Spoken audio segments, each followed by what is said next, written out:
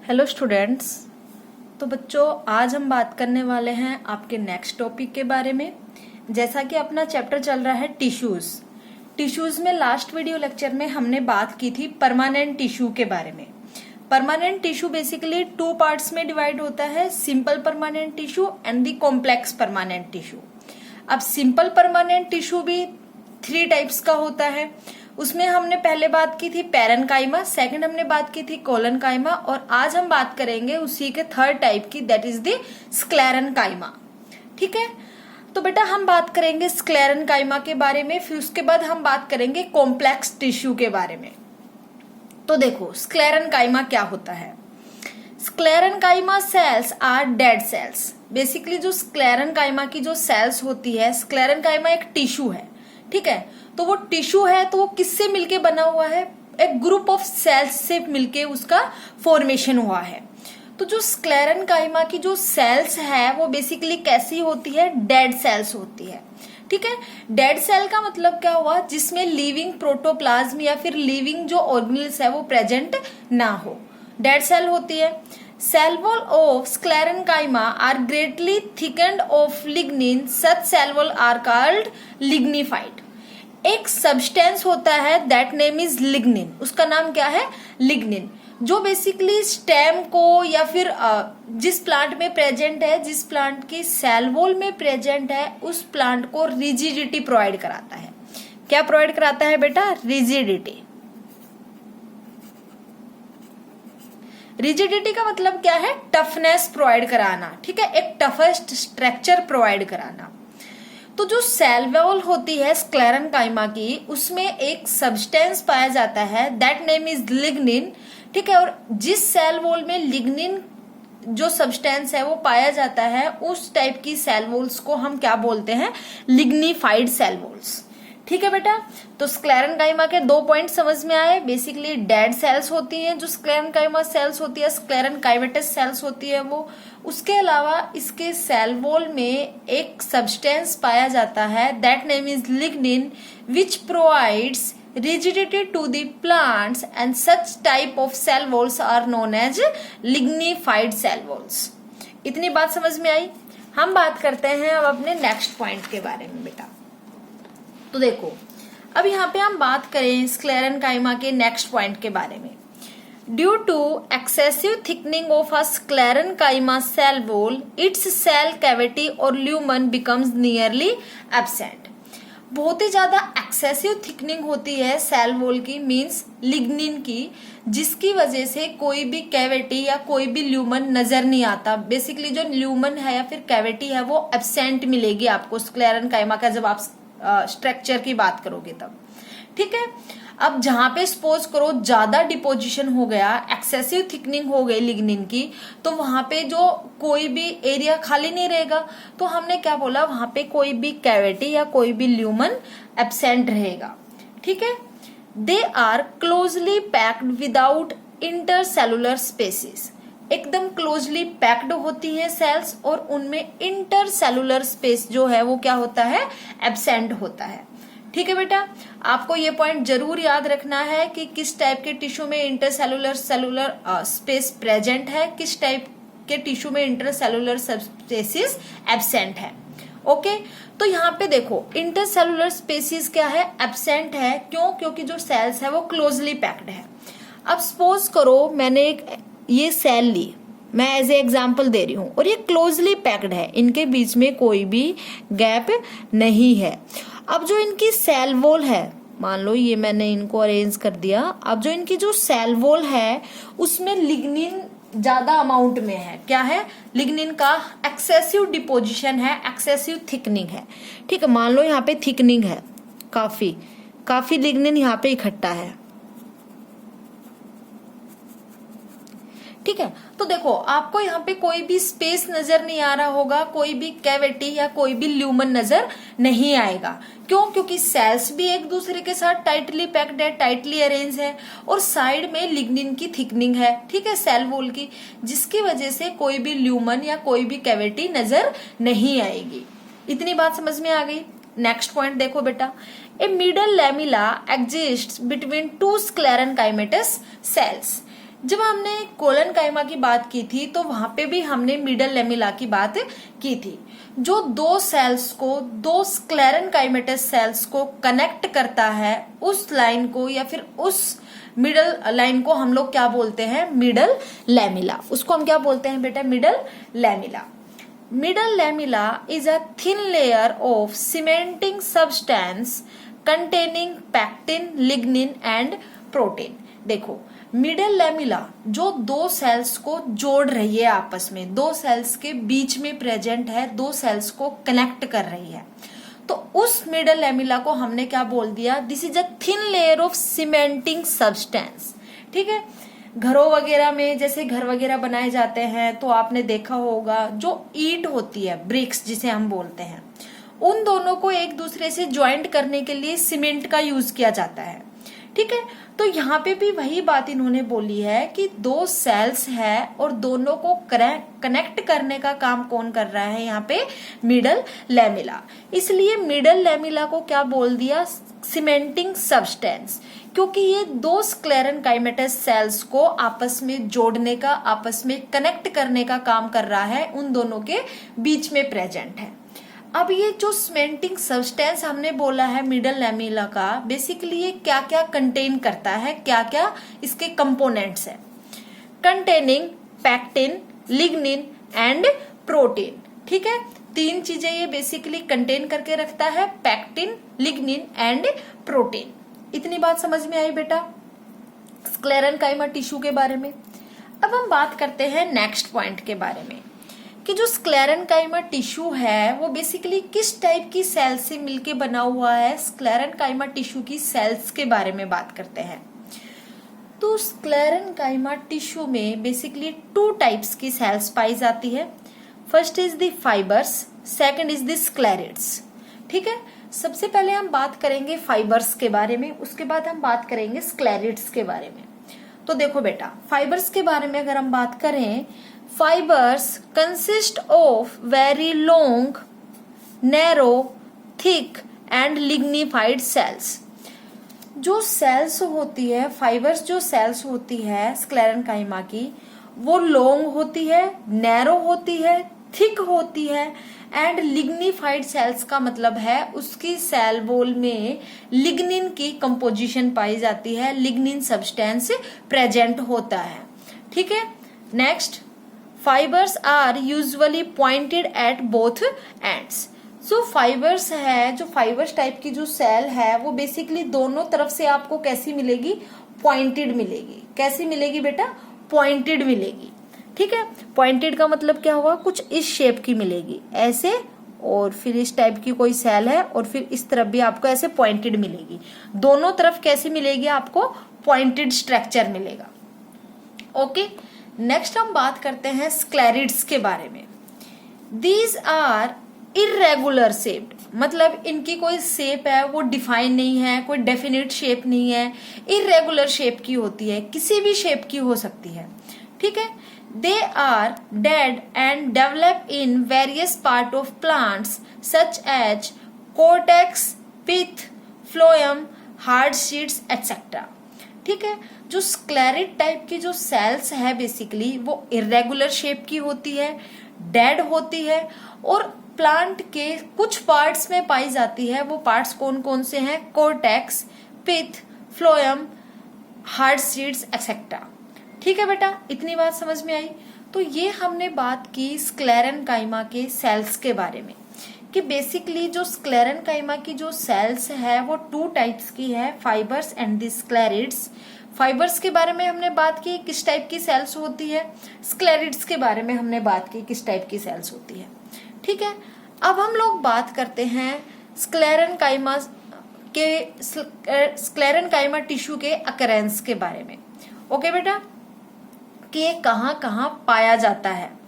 Sclerenchyma occurs in abundance either in patches or definite layers। Sclerenchyma बहुत ही ज्यादा amount में पाया जाता है इन पैचेज, या तो पैचेज में प्रेजेंट होगा। ठीक है, पैचेज का मतलब क्या हुआ, जहां मतलब धब्बे टाइप, जहां जैसे कि मान लो ये है और यहाँ पे अगर स्क्लेरेनकाइमा पैचेज में प्रेजेंट है तो मतलब ऐसे प्रेजेंट होगा, ऐसे यहाँ पे प्रेजेंट है, यहाँ पे प्रेजेंट है, यहाँ पे प्रेजेंट है, और जो बाकी आपको खाली एरिया दिख रहा है वहां पे एब्सेंट है। तो या तो पैचेस में प्रेजेंट हो या फिर लेयर्स में प्रेजेंट हो। मतलब ये है और ये एक लेयर हो गई स्क्लेरेंकाइमा टिश्यू की, एक ये सेकंड लेयर हो गई, ऐसे लेयर्स में प्रेजेंट हो। ठीक है, तो स्क्लेरेंकाइमा जो टिश्यू है वो या तो पैचेस में प्रेजेंट होता है या लेयर्स में प्रेजेंट होता है। They are found in stems, roots, hard covering of seeds and nuts. Basically जो स्क्लेरेंकाइमा टिश्यू है वो कहाँ कहाँ पाया जाता है? स्टेम्स में, रूट्स में, hard coverings of seeds and nuts में। हार्ड कवरिंग ऑफ सीड का मतलब क्या है? आम है, जैसे आप आम खा लेते हो, अंदर जो उसका जो सीड निकलता है, अंदर जो आप उसकी गुठली जिसे हम बोलते हैं वो जो निकलती है, उसको भी अगर आप फोड़ते हो तो उसके अंदर एक जो है वो मैंगो का वहां पे सीड निकलता है। तो उसके बाहर कैसी कवरिंग होती है? वो हार्ड कवरिंग होती है सीड की। ठीक है बेटा, कैसी कवरिंग होती है? वो हार्ड कवरिंग होती है सीड की। जैसा कि हमने बात की थी जब हम सीड का स्ट्रक्चर के बारे में जब हम बात करेंगे, करेंगे, वहां पे हम लोग बात करेंगे कि जो हार्ड कवरिंग है सीड की उसको हम क्या बोलते हैं। एंड नट्स वगैरह में जैसे आलमंड आ गए, अखरोट आ गए, ये सारी चीजें। ठीक है, अब हम बात करते हैं नेक्स्ट पॉइंट के बारे में। Husk of coconut is made of sclerenchymatous tissue. जो हस्क होता है कोकोनट का वो किसका बना हुआ होता है? स्क्लेरेंकाइमेटस टिश्यू का बना हुआ होता है। अब हस्क क्या होता है? कोकोनट के हस्क को हम बेसिकली क्या बोलते हैं? जो एरिया कोकोनट का हम खाते हैं, जो एरिया कोकोनट का हम खाते हैं वो किसका बना हुआ होता है? स्क्लेरेंकाइमेटस टिश्यू का। It is present in mesocarp of fruit of coconut. जो स्क्लेरेंकाइमा टिश्यू है वो कहाँ प्रेजेंट होता है? Mesocarp of fruit of coconut. अब ये मीजोकार्प क्या होता है इसके बारे में हम लोग बात करेंगे। तो देखो बेटा, हम डायग्रामेटिकली इनके बारे में बात करते हैं। देखो, अगर हम बात करें स्ट्रक्चर के बारे में तो ये स्क्लेरेंकाइमा सेल्स की स्ट्रक्चर दी हुई है। स्क्लेरेंकाइमा सेल्स का शेप जो है वो कोई डेफिनेट शेप नहीं होता। ठीक है, उसके बेसिस पे अगर हम बात करें तो देखो, सबसे पहले जो सेल्स दी गई है वो पोलीगोनल सेल्स दी गई है। कैसे दी गई है? पोलीगोनल शेप की सेल्स दी गई है। ठीक है, उसमें क्या क्या प्रेजेंट है अगर हम बात करें तो देखो, लिग्निफाइड सेकेंडरी वॉल, लिग्निन की बनी हुई होगी। ठीक है, तो ये क्या है? सेल वॉल जो है वो लिग्निन की बनी हुई है। उसके अलावा empty lumen, no living content. जो ल्यूमन है वो एम्प्टी है, वहां पे कोई भी लिविंग कंटेंट नहीं है। मतलब जो मैंने आपको ये बात बोली थी कि जो सेल्स है वो डेड सेल्स होती है स्क्लेरेंकाइमा में बेसिकली। तो ये वही बात है कि कोई भी लिविंग कंटेंट प्रेजेंट नहीं है, तो ये डेड सेल्स है। ठीक है, उसके अलावा अगर हम बात करें, एलएस सेल्स आर इलोंगेटेड। ठीक है, लॉन्गिट्यूडिनल सेक्शन, एलएस का मतलब क्या होता है? लॉन्गिट्यूडिनल सेक्शन, और टीएस का मतलब होता है transverse section. Cells are elongated. जब सेल्स को इलोंगेट करके दिखाया गया तो दिखाया गया कि ये कैसी दिखाई देंगी। ठीक है, देखो ये सेल्स जो मैंने आपको ड्रॉ करके बताई थी कि कैसे पॉइंटेड है, इसके अंदर आपको नजर आ रही होंगी कैसे पॉइंटेड सेल्स है यहाँ से। ठीक है, तो यहाँ पे वही बोला है, ओवरलैपिंग टेपर्ड एंड वॉल्स। ठीक है बेटा, नेक्स्ट देखो, ये अगर हम बात करें 3 डायमेंशनल अपीयरेंस के बारे में तो देखो, ऐसी स्ट्रक्चर होगा, दोनों तरफ से क्या होगा? टेपरिंग एंड होगा, दोनों तरफ से पॉइंटेड एंड होगा। ये डायग्राम मैंने अभी आपको बताया था जब फाइबर्स की सेल बताई थी कि दोनों तरफ से जो एंड होगा वो कैसा होगा? टेपरिंग एंड होगा, या फिर हम बोलेंगे पॉइंटेड एंड होगा। ठीक है, और उसके अंदर सिंपल पिट प्रेजेंट होंगे। नेक्स्ट देखो, नेक्स्ट जो स्ट्रक्चर है वो है स्क्लेरिड टाइप सेल का। ये फाइबर्स का था, ये स्क्लेरिड टाइप सेल का स्ट्रक्चर है। इरेगुलर शेप है। आप इस शेप को क्या नाम दोगे? कोई भी नेम नहीं है इसका। तो ये कैसा स्ट्रक्चर है? एक इरेगुलर स्ट्रक्चर है, इरेगुलर सेल शेप है। लिग्निफाइड सेल वॉल, लिग्निन का बना हुआ है। किसका बना हुआ है बेटा? लिग्निन का बना हुआ है। बीच में एक स्मॉल ल्यूमन प्रेजेंट है। ब्रांचिंग स्मॉल पिट, जो ये ब्रांचेस निकली हुई है इनको हम क्या बोलेंगे? ब्रांचिंग स्मॉल पिट, स्मॉल पिट की ब्रांचिंग निकली हुई है। ठीक है, तो आपको ये डायग्राम करना है बेसिकली बस, ठीक है, ये मैंने आपको समझाने के लिए यहाँ पे बताया है। ओके बेटा, समझ में आया? यहाँ हम बात करेंगे कि फ्रूट में बेसिकली जो 3 लेयर्स प्रेजेंट होती है वो कौन कौन सी होती है। ठीक है बेटा, तो ये यहाँ पे कोकोनट का स्ट्रक्चर दिखाया गया है, उसके बेसिस पे बताया गया है कि कौन सी लेयर को हम क्या बोलते हैं।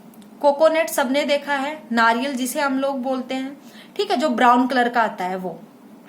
अगर हम बात करें नेक्स्ट पॉइंट के बारे में, तो उसके ऊपर की जो ब्राउन कलर की जो लेयर होती है, उसके अंदर व्हाइट होता है जो आप खाते हो, ठीक है, उसको वो ब्राउन कलर की लेयर से शेडेड होता है, और उसके अंदर भी एक सीड निकलता है। क्या निकलता है? एक सीड निकलता है। उसके बारे में यहाँ पे बताया गया है। देखो, जो सबसे आउटर मोस्ट लेयर होती है, जो स्मूथ होती है, उसको हम क्या बोलते हैं? एपिकार्प। उसको हम क्या बोलते हैं? एपिकार्प।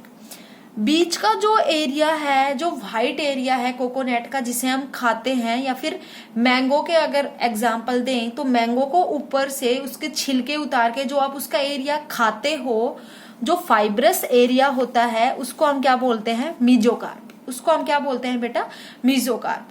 और जो स्क्लेरेनकाइमेटस टिश्यू है, स्क्लेरेनकाइमा जो टिश्यू है, वो बेसिकली किस एरिया में पाया जाता है? Mesocarp of the fruit. Fruit के मीजोकार्प एरिया में पाया जाता है। जो मीजोकार्प जो पार्ट है जो हम खाते हैं फ्रूट का, उस पार्ट में पाया जाता है स्क्लेरेनकाइमेटस टिश्यू। ठीक है, और सबसे अंदर जो लेयर प्रेजेंट है, जो सीड जो निकलता है, उसके आउटर जो कवरिंग है, जो स्टोनी, जो मतलब हार्ड होती है, उसको हम क्या बोलेंगे? एंडोकार्प। उसको हम क्या बोलेंगे बेटा? एंडोकार्प। और ये मोनोकोटिलिडन सीड है, ठीक है, क्योंकि यहाँ पे 2 डाइकोट्स प्रेजेंट नहीं है, 2 कोटिलिडन्स प्रेजेंट नहीं है। क्या प्रेजेंट नहीं है? सॉरी, 2 कोटिलिडन्स प्रेजेंट नहीं है, तो हम इसको क्या बोलेंगे? Monocotyledonous seed. ठीक है बेटा, तो आपको ये 3 याद रखने हैं, ये 3 words, what is epicarp, what is mesocarp and what is endocarp. ठीक है, इतना हो गया क्लियर? तो हमने यही बोला था कि जो स्क्लेरेनकाइमा टिश्यू है वो किस पार्ट में पाया जाता है फ्रूट के? Mesocarp of fruit of coconut. जो मीजोकार्प पार्ट है उसमें पाया जाता है, जो हम खाते हैं बेसिकली, उस पार्ट में पाया जाता है। ठीक है बेटा, अब उसके बाद हम स्क्लेरेनकाइमा टिश्यू के फंक्शंस की बात करते हैं कि प्लांट में ये क्या रोल प्ले करता है। This sclerenchyma is mainly mechanical and protective in function. Mechanical है और प्रोटेक्टिव, मतलब प्रोटेक्शन प्रोवाइड करता है, और मैकेनिकल सपोर्ट प्रोवाइड करता है प्लांट को। It gives strength, rigidity. Rigidity तो आपको वैसे ही याद रहेगा, क्योंकि जो सेल वॉल है वो लिग्निफाइड सेल वॉल है, लिग्निन की कंसेंट्रेशन ज्यादा है, लिग्निन सब्सटेंस प्रेजेंट है, जो कि प्लांट को क्या प्रोवाइड कराता है? रिजिडिटी प्रोवाइड कराता है, रिजिड बनाता है, टफनेस प्रोवाइड कराता है। तो जो स्क्लेरेनकाइमा टिश्यू है वो बेसिकली क्या प्रोवाइड कराएगा? Strength, rigidity, flexibility and elasticity to the plant body. ठीक है बेटा, तो ये फंक्शन समझ में आ गए। Basically parenchyma tissue, collenchyma tissue, sclerenchyma tissue, कुछ कुछ फंक्शंस तीनों के सिमिलर है, इसके बेसिस पे आप याद कर सकते हो। ठीक है बेटा, तीनों को जब आप लर्न करो तो आप डिफ्रेंशिएट करके लर्न करना कि हाँ, इस टिश्यू में इन दोनों में ये चीज कॉमन है, इन दोनों में ये चीज डिफरेंस है, आपको ऐसे इजीली याद होगा। क्योंकि देखो, अब जो 2 फंक्शंस है, प्रोटेक्टिव इन नेचर या फिर मैकेनिकल सपोर्ट प्रोवाइड करा रहा है, स्ट्रेंथ, रिजिडिटी या फिर फ्लेक्सिबिलिटी प्रोवाइड करा रहा है, ये ही फंक्शन समथिंग लाइक कुछ ऐसे ही फंक्शन आपने पैरेनकाइमा टिश्यू या कोलेनकाइमा टिश्यू में भी बात की थी। ठीक है, तो कुछ डिफरेंसेस है, वरना कॉमन है फंक्शंस, तो आपको ये याद रखने हैं कि कौन से फंक्शंस कॉमन है। ठीक है बेटा, अब हम मूव करते हैं अपने नेक्स्ट पॉइंट के ऊपर। नेक्स्ट हम बात करेंगे प्रोटेक्टिव टिश्यू के बारे में। किसके बारे में बात करेंगे हम? प्रोटेक्टिव टिश्यू के बारे में, कि प्रोटेक्टिव टिश्यू क्या होते हैं। ठीक है, कॉम्प्लेक्स परमानेंट टिश्यू की हम इसके बाद बात करेंगे। पहले हम बात करते हैं प्रोटेक्टिव टिश्यूज के बारे में, कि ऐसे कौन से टिश्यूज है जो प्लांट को प्रोटेक्शन प्रोवाइड करते हैं। क्या प्रोवाइड करते हैं बेटा? प्रोटेक्शन प्रोवाइड करते हैं। ठीक है, अब हम बात करते हैं देखो प्रोटेक्टिव टिश्यूज के बारे में। These are tissues that give outermost covering of the plant for protection। जो प्लांट्स को outermost covering जो है वो प्रोवाइड करते हैं, उन टिश्यूज को हम क्या बोलते हैं? Protective tissues. जो प्लांट को क्या प्रोवाइड करते हैं? प्रोटेक्शन प्रोवाइड करते हैं, जो आउटरमोस्ट कवरिंग होती है वो। तो ये प्रोटेक्टिव टिश्यू कितने टाइप्स के होते हैं अगर हम बात करें? इट इंक्लूड्स 2 टाइप्स के होते हैं। First is the epidermis, second is the cork. तो अब हम बात करेंगे what is epidermis, what is cork. ठीक है बेटा, तो देखो एपिडर्मिस के बारे में अगर हम बात करें, it is usually present in the outermost layer of the plant body such as leaves, flowers, stem and roots. जो भी आउटर मोस्ट लेयर होती है किसी भी प्लांट बॉडी की, जो आउटर मोस्ट लेयर है, प्लांट बॉडी मीन्स उसके लीव्स हो गए, उसके फ्लावर्स हो गए, उसकी रूट्स हो गई, उसकी स्टेम हो गई। ठीक है, इनके ये जो फ्लावर्स के जो प्लांट के जो पार्ट्स है बेसिकली, ये किसके मिलके बने हुए होते हैं? बहुत सारी लेयर से मिलके बने हुए होते हैं। Inner most layer, outer most layer, middle layer. ठीक है, तो एपिडर्मिस जो है वो आउटर मोस्ट लेयर होती है प्लांट बॉडी की। कौन सी लेयर होती है बेटा? आउटर मोस्ट लेयर होती है, सबसे बाहर वाली लेयर होती है। जो प्रोटेक्टिव टिश्यू है वो आउटर साइड प्रेजेंट होंगे तभी तो वो प्लांट को प्रोटेक्शन प्रोवाइड कराएंगे। तो जो एपिडर्मिस है वो आउटर मोस्ट लेयर है प्लांट बॉडी की। Epidermis is 1 cell thick and is covered with cuticle. 1 cell thick का मतलब एक सेल से अरेंज होती है, एक सेल की ही बनी हुई होती है। ठीक है, देखो जैसे मान लो एपिडर्मिस है, मैं आउटर मोस्ट लेयर पे एपिडर्मिस अरेंज कर रही हूं, तो जो एपिडर्मिस है वो सिंगल सेल की ही बनी हुई है, उसमें 2 सेल्स की थिकनिंग नहीं है, एक सिंगल सेल की ही बनी हुई है, उसको ही हम क्या बोलेंगे? एपिडर्मिस। ठीक है, is 1 cell thick and is covered with cuticle, और क्यूटिकल से कवर्ड होती है। किससे कवर्ड होती है बेटा? क्यूटिकल से कवर्ड होती है। अब ये क्यूटिकल क्या होता है अगर हम बात करें? Cuticle is a waterproof layer of vaccine substance called cutin. जो क्यूटिकल होती है एक वो वाटरप्रूफ लेयर होती है जो एपिडर्मिस के ऊपर होती है। इसका मेन पर्पस क्या होता है? वाटरप्रूफ है, तो ये वाटर को प्लांट से बाहर नहीं निकालती ज्यादा। ठीक है, मतलब वाटर का लॉस नहीं होने देती प्लांट से, वाटर को वहां पे रिटेन करके रखती है। ठीक है, तो क्यूटिकल का मेन पर्पस क्या हुआ? वाटर को रिटेन करके रखना, वाटर को स्टोर करके रखना। Is a water proof layer of vaccine substance. Wax की बनी हुई होती है सब्सटेंस, वैक्सी सब्सटेंस की बनी हुई होती है, और उस सब्सटेंस को हम क्या बोलते हैं? क्यूटिन। ठीक है, क्यूटिन एक वैक्सी सब्सटेंस है जो क्यूटिकल लेयर में प्रेजेंट होता है, जो एज अ वाटरप्रूफ काम करता है। ठीक है, it forms a continuous layer without intercellular spaces. Continuous layer form करती हैं ये epidermis without intercellular spaces, means कोई भी स्पेस, कोई भी इंटरसेलुलर स्पेस प्रेजेंट नहीं होता in the case of epidermis. जो एपिडर्मिस की लेयर है या एपिडर्मिस की जो आउटर मोस्ट लेयर है वो एक सेल से दूसरी सेल के साथ टाइटली पैक्ड होती है। क्या होती है बेटा? ये टाइटली पैक्ड होती है, इनके बीच में कोई भी इंटरसेलुलर स्पेस प्रेजेंट नहीं होता। तो एपिडर्मिस के बारे में आपको 3 चीजें पता लगी। 1 is the outermost layer होती है प्लांट बॉडी की, सेकंड एक 1 सेल थिक लेयर होती है और कवर्ड होती है विद क्यूटिकल। थर्ड अगर हम बात करें क्यूटिकल क्या होता है? क्यूटिकल एक लेयर होती है, वाटरप्रूफ लेयर होती है, जो एक सब्सटेंस है, वैक्सी substance, that name is cutin, जो क्यूटिन की बनी हुई होती है। ठीक है, और कंटिन्यूअस लेयर होती है विदाउट द इंटरसेलुलर स्पेसिस। इतनी बात समझ में आ गई। अब हम बात करते हैं नेक्स्ट पॉइंट के बारे में। Most epidermal cells are relatively flat. अगर आप मोस्टली बात करो एपिडर्मल सेल्स की, एपिडर्मिस जो आउटर मोस्ट लेयर है उसमें जो सेल्स अरेंज है, जो कॉम्पैक्टली अरेंज्ड है, वो सेल्स किस शेप की होती है? फ्लैटेंड होती है, फ्लैट शेप की होती है। ठीक है, अब हम बात करते हैं बेटा एपिडर्मिस के फंक्शंस के बारे में। तो सबसे मेजर जो फंक्शन है एपिडर्मिस का वो क्या है, प्लांट को प्रोटेक्शन प्रोवाइड कराना। ठीक है, क्योंकि हम प्रोटेक्टिव टिश्यूज के बारे में ही पढ़ रहे हैं, तो ये बेसिकली प्लांट्स को प्रोटेक्शन ही प्रोवाइड कराएंगे।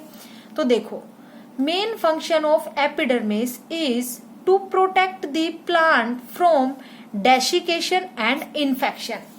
किसी भी डेसिकेशन से और इन्फेक्शन से। डेसिकेशन मतलब होता है loss of water from plant body. Plant body से वाटर का ज्यादा लॉस ना हो, और मैंने आपको बताया था कि एपिडर्मिस के ऊपर एक क्यूटिकल लेयर है जो वाटर का लॉस नहीं होने देती ज्यादा बाहर की साइड, इसलिए वाटर वहां पे रिटेन रहता है। तो डेसिकेशन में रोल प्ले करती है, मतलब प्रोटेक्ट करती है प्लांट को, एंड इन्फेक्शन से, कि बाहर से कोई भी पैथोजन, कोई भी बैक्टीरिया, कोई भी फंगी, कोई भी वायरस वो अटैक ना कर सके प्लांट के ऊपर। तो डेसिकेशन से और इन्फेक्शन से प्लांट को प्रोटेक्ट करती है epidermis.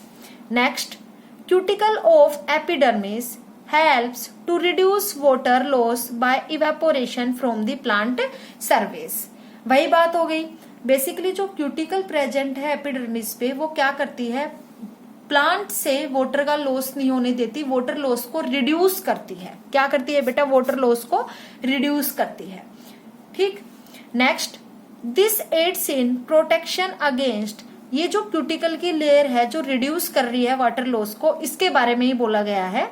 This aids in protection against loss of water, mechanical injury and invasion by pathogen, bacteria या फिर फंगी।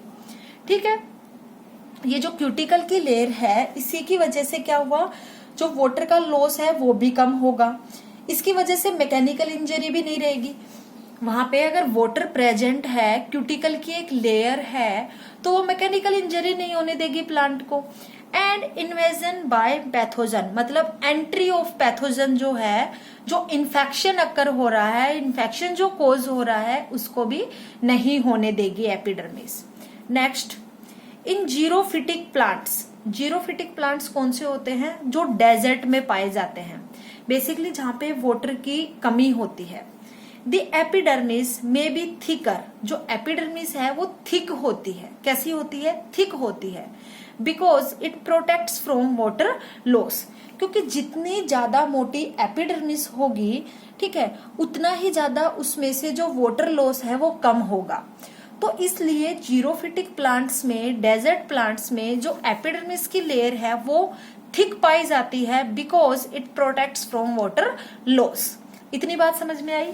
तो बेटा एपिडर्मिस के सबसे मेजर अगर हम फंक्शंस की बात करें तो क्या क्या हो गए, ये प्रोटेक्शन प्रोवाइड कराती है from desiccation and the infection, और एपिडर्मिस के ऊपर जो क्यूटिकल की लेयर प्रेजेंट है वो वाटर को लॉस होने को रिड्यूस करती है, वाटर लॉस को रिड्यूस करती है। उसके अलावा जो एपिडर्मिस की जो लेयर है वो xerophytic plants means desert plants में वो थिक होती है। क्यों, क्योंकि ये वाटर लॉस को कम करती है, रिड्यूस करती है, प्रोटेक्ट करती है वाटर लॉस होने से। ठीक है, इतनी बात समझ में आई।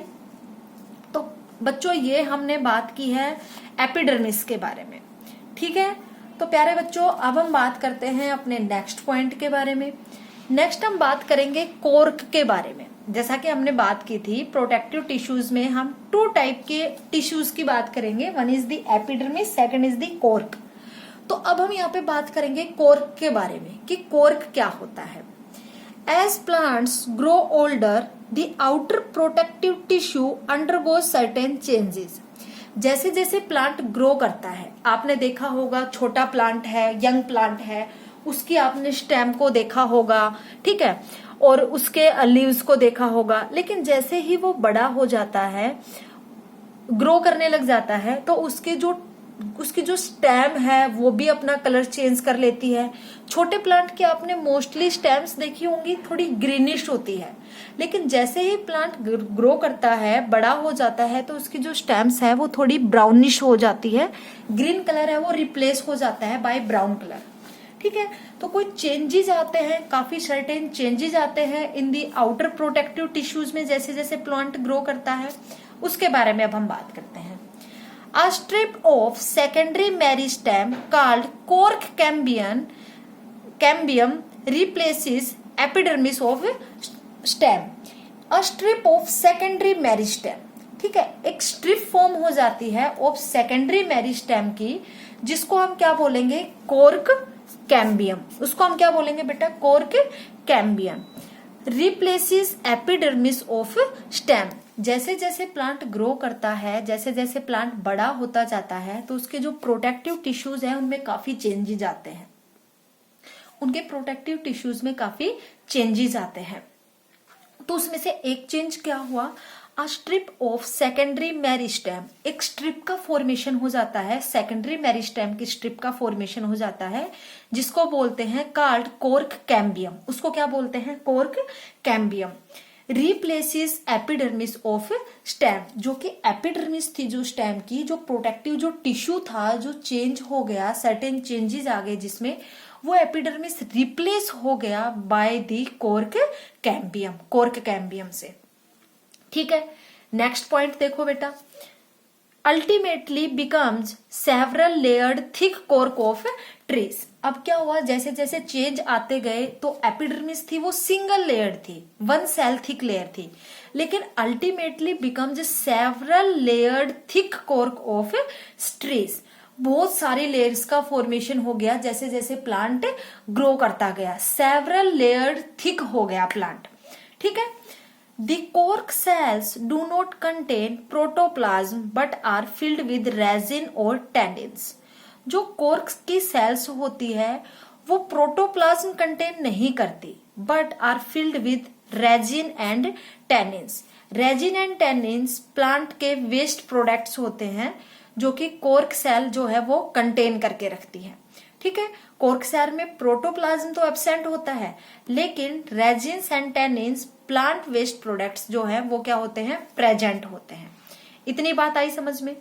नेक्स्ट पॉइंट देखो बेटा, the cork cells are dead and do not have any intercellular spaces. अब जो कॉर्क सेल्स है वो डेड है। मैंने यहाँ पे डेड क्यों बोला, क्योंकि प्रोटोप्लाज्म क्या है, एब्सेंट है। प्रोटोप्लाज्म क्या है बेटा, एब्सेंट है। और ये बात मैंने आपको अभी थोड़ी देर पहले बताई थी कि जिन सेल्स में प्रोटोप्लाज्म एब्सेंट होता है, प्रोटोप्लाज्म प्रेजेंट नहीं होता, वो सेल्स कैसी होती है, डेड सेल्स होती है। ठीक है, और यहाँ पे मैंने क्या बोला, इनके पास कोई भी इंटरसेलुलर स्पेस भी प्रेजेंट नहीं होता, do not have any intercellular space. The cell walls of the cork cells are coated with suberin।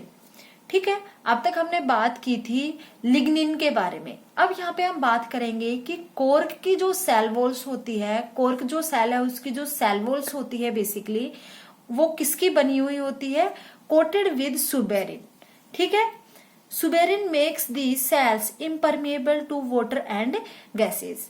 Suberin का सबसे बेसिक फंक्शन क्या है, ये सेल्स को इम्परमिएबल करती है। इम्परमिएबल का मतलब क्या होता है, इम्परमिएबल का मतलब मैंने आपको बता चुका, what is permeable, what is impermeable, what is semi permeable. ठीक है, तो इम्परमिएबल का मतलब क्या होता है, किसी भी चीज का मूवमेंट नहीं होना, ना ही तो आउटर साइड से इनर साइड, ना ही इनर साइड से आउटर साइड।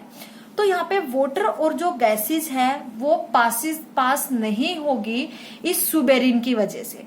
ठीक है, और ये सुबेरिन कहाँ प्रेजेंट है, कोर्क सेल की सेल वॉल्स में प्रेजेंट है। तो सेल वॉल से ना ही तो कोई चीज बाहर की साइड एग्जिट करेगी, ना ही कोई सब्सटेंस या कोई भी वाटर या फिर किसी भी टाइप की गैस अंदर की साइड एंट्री करेगी, because suberin makes the cells impermeable to water and gases. क्योंकि जो सुबेरिन सब्सटेंस है जो सेल वॉल में पाया जाता है बेसिकली, वो इम्परमिएबल कर देता है सेल वॉल को to the water and gases. इतनी बात समझ में आई। नेक्स्ट पॉइंट देखो बेटा, कोर्क के अब हम फंक्शंस की बात करते हैं। तो सबसे पहला फंक्शन तो हो गया, प्रोटेक्टिव टिश्यू है तो प्रोटेक्शन में तो हेल्प करेगा ही। Cork is protective in function, it protects underlying tissues from desiccation, infection and mechanical injury. ये प्रोटेक्ट करता है अंडरलाइंग टिश्यूज को फ्रॉम डेसिकेशन मतलब loss of water from plant body से, इन्फेक्शन को एंड मैकेनिकल इंजरी से क्या करता है, प्रोटेक्ट करता है। तो सबसे मेजर जो फंक्शन है एपिडर्मिस का और कोर का वो क्या हुआ, प्रोटेक्शन में हेल्प करना। प्लांट को प्रोटेक्शन प्रोवाइड कराते हैं from desiccation, infection, mechanical injury, ठीक है, या फिर अदर टाइप के जो प्रोटेक्शंस होते हैं वो प्रोवाइड कराते हैं। अब देखो बेटा, अगर हम इसकी डायग्रामेटिकली बात करें